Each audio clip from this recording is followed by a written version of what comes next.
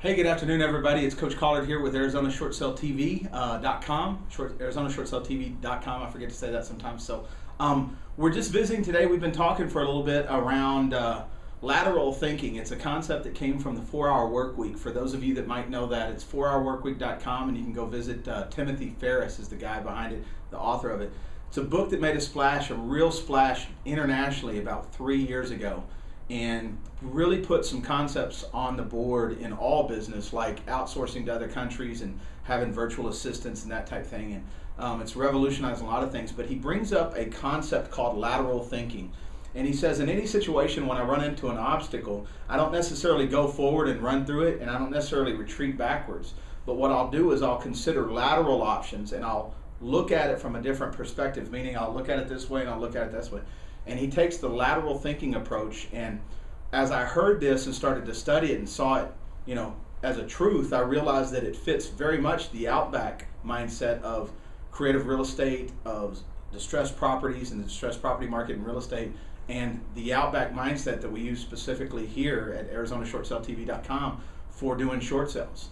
It's a proven technique. Some of the top people in town here in Phoenix use the Outback as a lifestyle mindset, not just a business philosophy for distressed property. So what I wanted to talk to you around it is how to apply lateral thinking to a short sale transaction so that you, a potential distressed property owner, or somebody that's considered selling your property, or maybe you're in a cross transaction as a buyer with somebody in a short sale, that you can understand what creating solutions in a short sale transaction looks like and why they're necessary. Why would you need lateral thinking? So let me kind of break it down like this.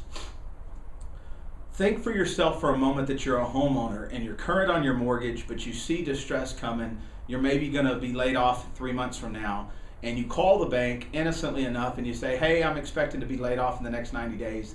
What kind of options do you have for maybe a loan modification or reduce my interest rate or something? And you get what's called a canned response or a standard response, which I like to call it procedure number 9. You're going to get the person on the other end of the phone who means well, but they're committed to following their procedures in their job, not creating solutions for you. So they say, well, I'm sorry, sir, or ma'am, we can't do anything for you unless you're 60 days late. Now, if you interview people out there that have experienced this, you'll understand why I say it. It's a rampant conversation. A lot of banks don't like to talk to homeowners about potential solutions in a proactive fashion. They require that you be delinquent before they talk to you. The reason you need lateral thinking is specifically right here. That's completely bogus. The bank just makes that up to clear their phone lines and stuff so they can manage all the distress that they actually do have. They don't want to be proactive in projecting distress because they might help somebody that didn't actually need it, and that's their concern. That doesn't work for me. As a short sale negotiator, as a short sale listing agent, our team and the way we operate from the Outback, we call the Outback solutions at all costs. So I'm not interested, Mr. and Mrs. Bank, on whether you will talk to my homeowner or not if they're not delinquent. I'm going to force the issue. My lateral thinking causes me to create solutions around your limitation or your procedure following or your I can't do anything for you unless you're 60 days delinquent. Partly knowledge-based, based on experience, but also part intention. We actually know that the bank processes are poorly defined, and in cases where they are extremely well-defined or well-intended, they're very inefficient and ineffective. So what happens is they don't receive paperwork on time, they don't know what the right hand's doing, so the loss mitigation department won't be in tune with what the foreclosure department's doing, and they're working a solution over here, and the foreclosure department just runs it to trustee sale without telling anybody, and nobody's communicating. So I know that up front. And so because I know that up front, I don't take anything on surface level or at face value. Meaning if somebody says, oh, we can't talk to your homeowner until they're 60 days delinquent, I don't believe it. So I get an authorization from my homeowner and I work my way past the loss mitigation department to the foreclosure department, and then I go up the chain and I look for somebody that laterally that has a different conversation that says, well, that's not our standard procedure, but we'd be open to this. Does that make sense to you? Are you guys getting this? It's really, really important. Nothing's ever what it seems at the bank. So when they say I'm doing this, they might be doing something else and not know. So they're not lying. Their processes are bad. that requires us as a short sale team and a short sale listing group, it requires us to have lateral thinking. We've got to look around to consider what's really going on versus the face value stuff. So I really want to kind of just set this context here and let it set for a second. So in this lateral thinking book of the 4-Hour Work Week that Timothy Ferriss talks about, he also says that one of his methods is not just to say, hey, I'm going to think laterally, but when he goes laterally, he'll look at the thing, that the problem or the opportunity in front of him, and he'll deconstruct it. So he'll start asking questions like, let's just say I'm looking at the camera here and the camera's my problem. I'm going to look at the camera and say, okay, this is what I see right now and this is the problem. The light's not working correctly. So maybe I turn over here or I look over here and I look at it from a different angle. And from that different angle, not only is that original problem still there, but I might see something else that's either causing the problem or maybe is an additional problem. So in doing that lateral thinking, what I'll do is I'll look at my thing from a different perspective, and then I'll start to deconstruct it so that I can identify other issues that are going to pop up. Once I deconstruct my issue, my problem, in this case, let's say it's a lender that won't work with my client for not being 60 days delinquent, then I'm going to lay all the constituent elements out and I'm going to look at those individually, and I'm going to say, well, what might we do versus what's the problem?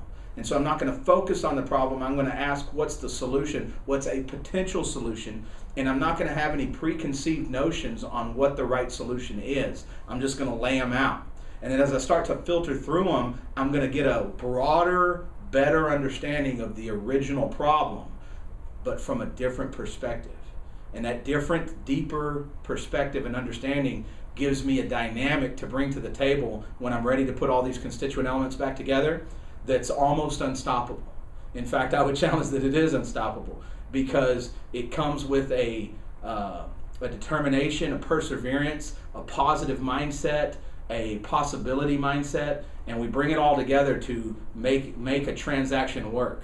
For a real estate person or for a homeowner selling their property, it may turn no hope of a loan modification into a really quick, easy short sale, functional short sale, because we asked a few questions. Now, let me give you a tangible example as I start to wrap things up here. Clients come to us on a regular basis and they say, hey, I called my lender and they said this, this, and this. And it's like, A, B, and C, and we can't do anything. And I'll say, well, rather than worrying about what your lender said, let me get some information from you. So I'll find out that, that they've had this situation happen in their life, and that it's an FHA loan, and that, maybe they don't have any money and are expecting to be laid off. So I'll take those factors in. I'll call the lender on their behalf and I'll say, I'm ready to open up a short sale package. I'm doing this, this, and this. Here's the situation. And their person won't respond to me as if I'm the homeowner. They'll respond to me from the standpoint of, here's how we work FHA short sales.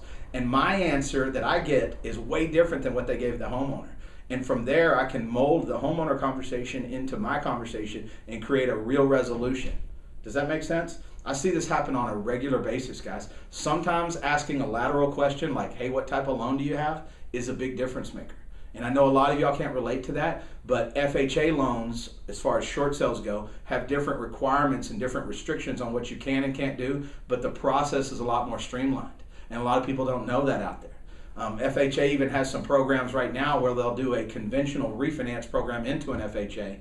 I think it came out and then it got retracted back because it was a little over the government guidelines or something, but they're working some of that stuff. And if you don't think laterally, if you don't have an outback mindset, you'll never create solutions to this massively distressed property market. And I'm going to let you know that lateral thinking or outback thinking is exactly what it's all about.